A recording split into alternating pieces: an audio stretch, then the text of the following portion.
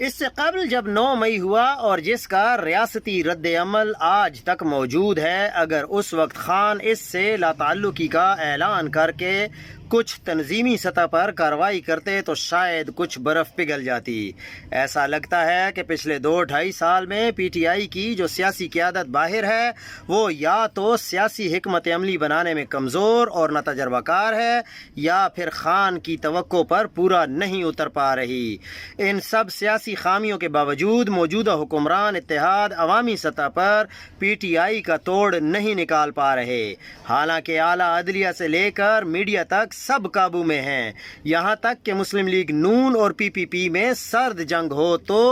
پھر بھی مگر بات حکومت سے باہر نکلنے تک جا نہیں سکتی جب تک ایمپائر موجود ہے۔ تیسرے اتحادی ایم کیو ایم پاکستان کا حال کچھ ایسا ہے کہ رہنے کو گھر نہیں، سارا جہاں ہمارا۔ تاہم اس سب کے باوجود نہ حکومت کا ہاؤس ان آرڈر ہے اور نہ ہی اپوزیشن کا، اور اسی ڈس آرڈر نے اس ہائیبرڈ نظام کو مضبوط کیا ہے۔ سب سے حیران کن رد عمل یا سیاست عدلیہ اور بار میں نظر آئی۔ ایسا لگتا ہے کہ 26ویں آئینی ترمیم کی قبولیت کے بعد 27ویں ترمیم لانے میں بھی کوئی خاص دشواری کا سامنا نہیں کرنا پڑے گا، ورنہ جو کچھ ان 2-2.5 برسوں میں سپریم کورٹ اور اسلام آباد ہائی کورٹ میں اور بعض ججز کے ساتھ ہوا وہ کسی بھی بڑی وکلا تحریک میں بدل سکتا تھا۔ لیکن بانی پی ٹی آئی نے تو خیر پچھلے 2.5 سال اڈیالہ جیل کے بیرک 804 میں رہ کر اپنے سیاسی مخالفین کے اس حوالے سے تو